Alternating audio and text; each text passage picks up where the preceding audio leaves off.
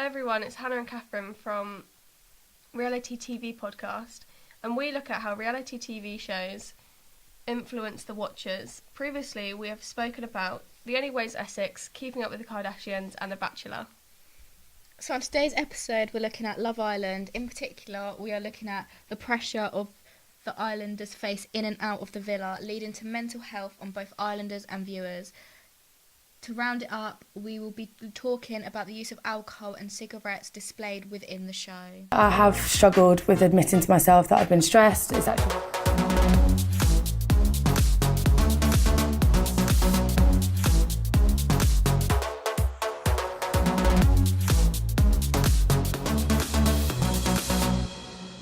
That it's not the case, Jack. No, hold at on. all. I said that you've both went in for a kiss. No, on the you cheek. just said to me that you... Georgia, don't just, fucking lie now. Laura, you just said to me you went... went... a liar. Do not tell me I'm lying. Let me Laura, speak. do not. Georgia, wind your fucking neck in and let shut me up. talk. Why do you think that I've kissed you on your lips after the date? Because we did. No, but we did not. So first we're going to talk about the pressures on the islanders within and outside of the villa. So we have learned that over 85,000 people have applied for the show, which shows us that they have spent a lot of time and effort to make themselves look good because they want to be on the show. So there's pressure on them to make themselves look good. And we've also learned that more people have applied for Love Island than Oxford or Cambridge University, which shows that people more care about their appearance than their education. So there's more pressure on them to stand out because they want to stand out in a better way.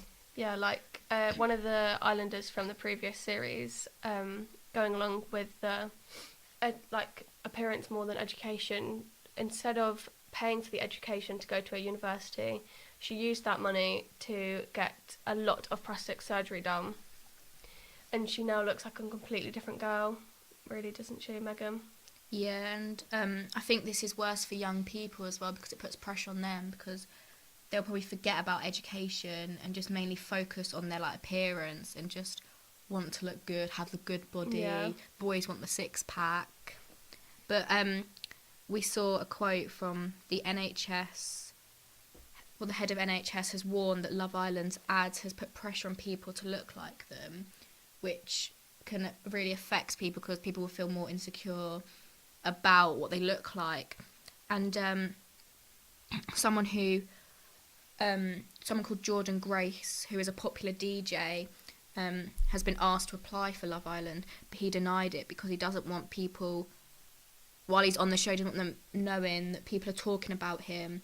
He said it'll give him more pressure and make him feel more self-conscious, which, if you want attention, it's good, but if you don't, it's just a bit bad for yourself because you're wasting all your time on looking good and it just doesn't help, really. Followers go from the hundreds to the millions within weeks of them just being on the show, let alone after the show has ended and people are still finding them after just being invited to different events and stuff. Like the NTAs have just been on, and the winners of this year's or last year's series were the presenters.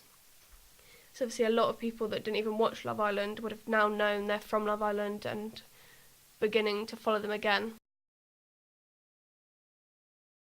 Yeah, and so the pressure still continues from being in the show to out the show because there are still stories in the news about people from the first series, about Jessica Hayes or whoever, really. So they've got to maintain the representation of the perfect lifestyle we believe they live, which in some cases it's not. Yeah, they really don't. Obviously the Instagram and just all social media is a very a place where everyone just posts the best moments of their lives. No one's gonna be posting really the worst moments of their life, so we just believe that they have a perfect life and they don't nothing wrong and they don't really feel emotions. So when they slip up the tiniest little bit, everyone just attacks them for it. And they just they have millions of people analysing their every move every single day. This a new story just come out about Wes being on Dancing on Ice. There was loads of news articles after Megan was seen in the audience with a moody face, like a moody look on her face. But when really, like, no one can sit there for 2 hours smiling the whole time. Like, she's not, like, apparently they're all saying that all the news articles were just saying that she's jealous of the dancing on ice curse that's gonna happen. But it's just it's impossible for someone to just sit there with a smile constantly on their face for 2 hours long. So they, like, little things like they just can't do anything without being, like, analysed. Also with social media, they have a lot of online trolls. Even if their pictures are like the best pictures ever, they'll still have comments from people who are ashamed to show who they are, just leaving horrible comments like you're fat, you're ugly, and like really rude ones. And behind closed doors, they don't show it affects them, but deep down it affects them quite badly. Yeah, like, they all come out, like, especially this year, like, quite a few of the cast members have come out and said that they struggle with, like, mental health, like anxiety, depression, because they just want to show to everyone that they are real people.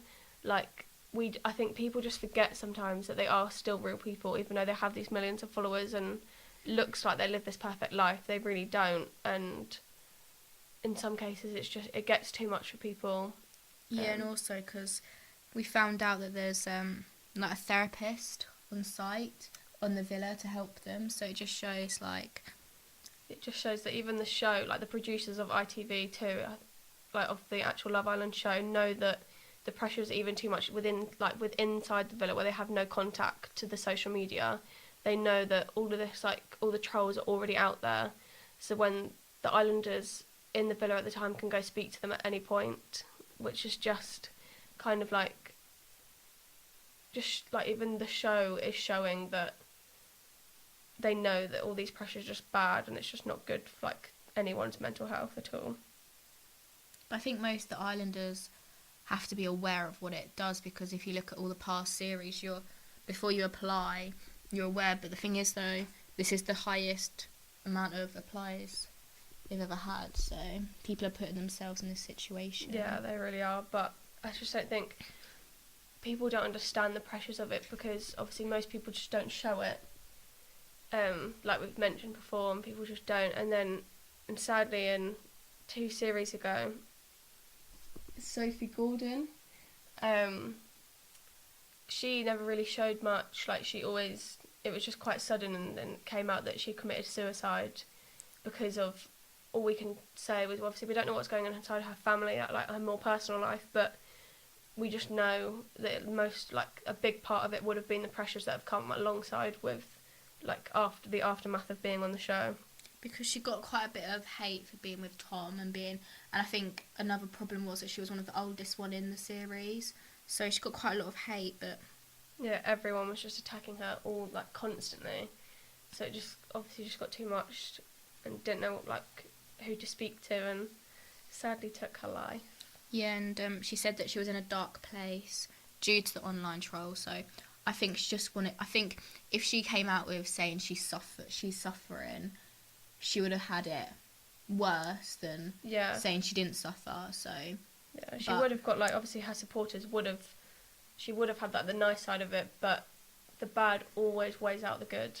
You can have, like, she could have got, like, millions and, like, of supportive messages from people, but then just the few horrible ones are just really going to stand out, especially if you're in such a dark place. It's just quite sad that some people are, like, so horrible that it leads to someone's death. And then, like, I think the trolls continued because she was getting called an attention seeker for taking her life, and then her partner took his life. The funeral, yeah.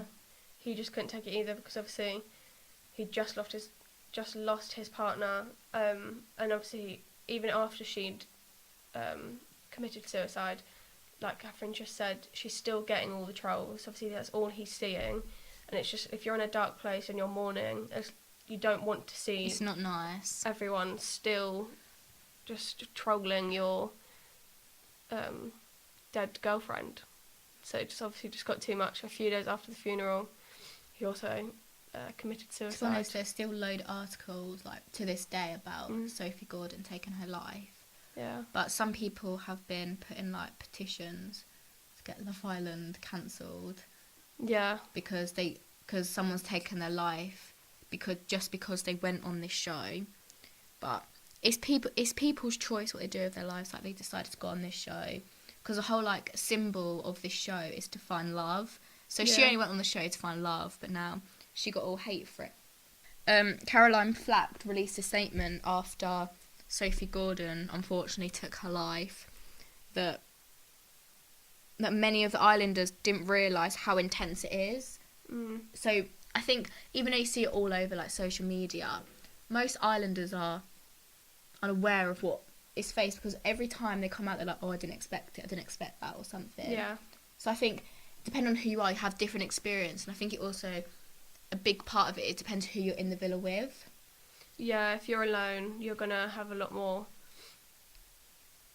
stuff to deal with if you've not got many friends or like within the villa. And then as well, if you're by yourself within the villa, the people outside of the villa, just the watchers, like the viewers, they're gonna be trolling you even harder, because we're just in a society which is very judgmental these days. Yeah.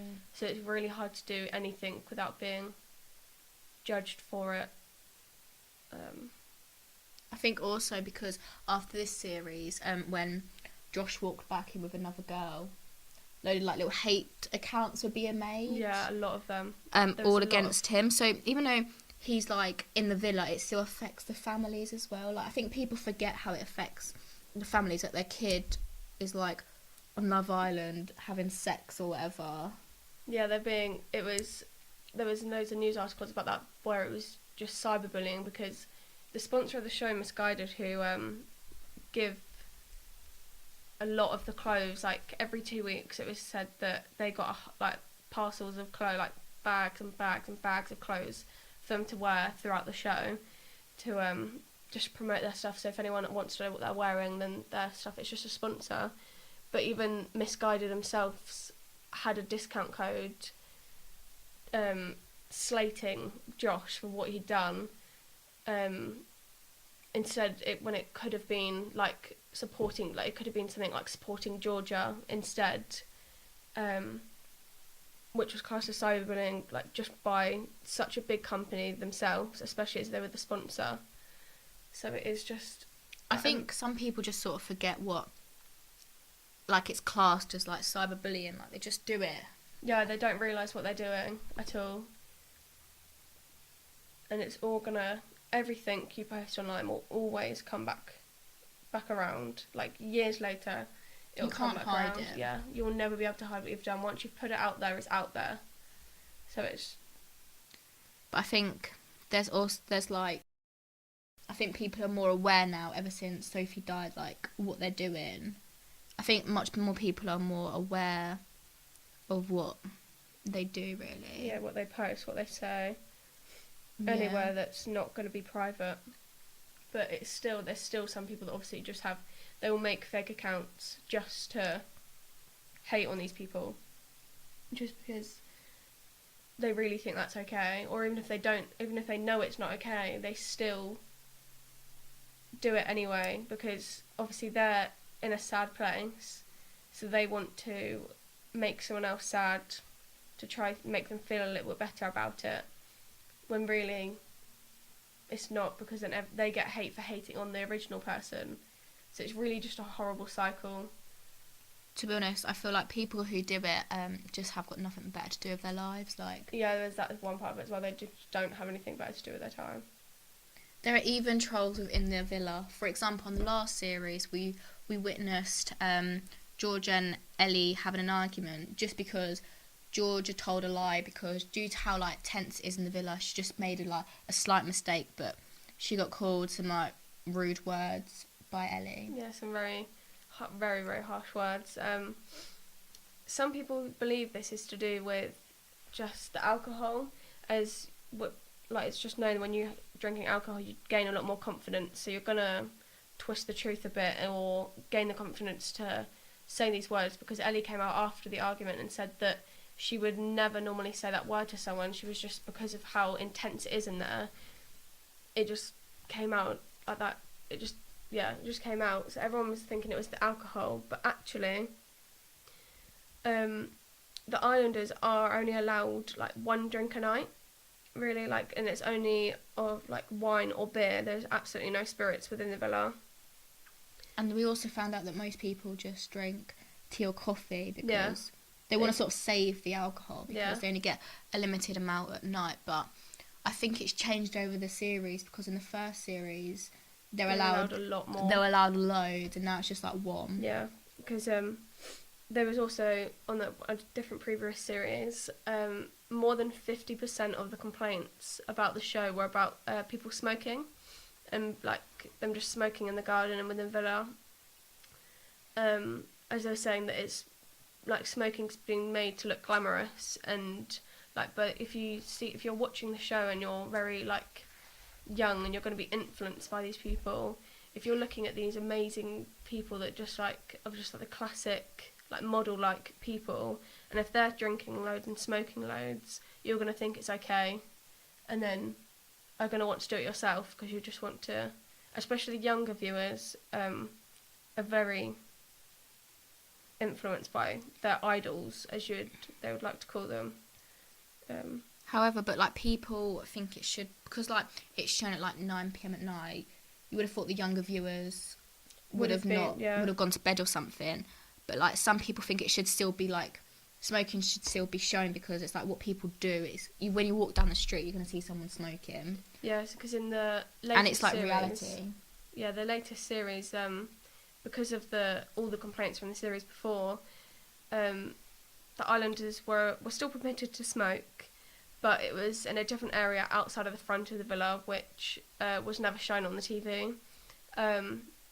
It was said in a news article, it's been said there's still a camera on that area, but it's really not being made like a glamorous place for them all to like huddle and like have a conversation, so that they're not being in this area smoking and having like juicy conversations that the producers want to put into the show, but can't because it's showing the smoking. I think they don't want to show it because it's like a bad habit people have, and they don't want to like show because they're represented to show they have a perfect lifestyle, so they don't want to show, oh yeah, they're perfect, however they smoke. Yeah.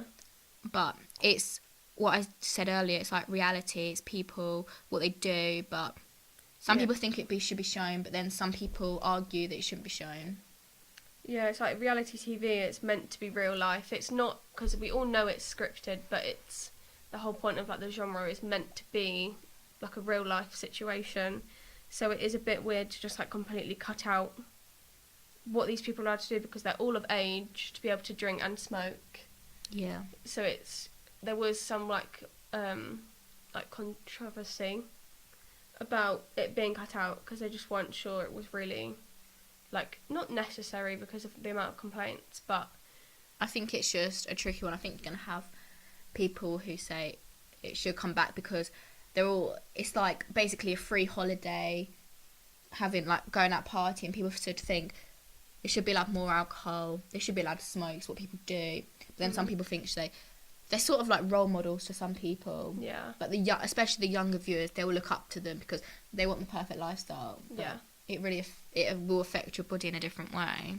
But then they took it out because of the younger viewers obviously seeing it, and they don't want to create this impression on them that they need to drink and smoke. But then they're still keeping in all the like sexual content.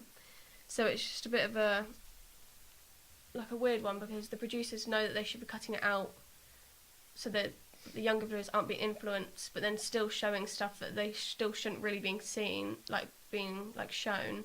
But that's just because of the time of the day it's on. Like after 9 p.m. more shows, a bit more like all the shows are less PG. They always are. So they're really kind of just like. And when it's got like all the sexual contents or all that sort of stuff, it's more like all the arguments and everything. It's more like entertaining, and you actually like it's a bit more real. Say if they cut all that out, it'll be pretty dead. Yeah. But I think they're gonna get hate either way what they do with the next series. It's just it's going to be a difficult choice for them. But I think they will still keep the smoking out just because they've kept it out for one series. Yeah, they probably won't bring it back in. They'll probably keep the alcohol the same. Yeah, alcohol is probably the same because some of the islanders have said that they know when it's going to be like a big night, let's say, because obviously they'll be allowed to have more alcohol, which obviously again kind of ruins the show a little bit. It just shows that it's more scripted because when they see more drinks being given, they know that it's going to be a big night, so it's not more of a surprise,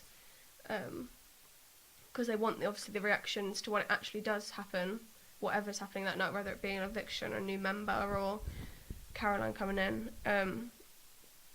They want the reactions to be better, which they will be with more alcohol, but they got, after a couple of weeks of being there, they understood that more drink meant a big night, so it was a bit I think restricted again. As long if you're in there long enough, you understand. You kind of get because Like the recoupling game every plan, week, yeah. so you kind of realise, oh, recoupling today. Oh, someone's probably gonna leave soon. Yeah. It's a very just like a set out game that the producers have made, and they've just got real people which they're making into real people. That was another thing, is the whole show is really criticising the lack of body diversity they have within the whole show. They're all shown to be these skinny girls, small waist, big bum, big boobs, Boys with six packs. yeah, boys with six packs, all the muscles, which again this year was quite a big deal. Like, they were all there. I can only think of one person within the show that wasn't really like that. He was like slightly muscly at the start, but obviously as the show got on, Became chubby.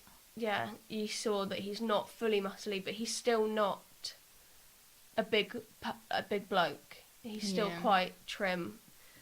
And also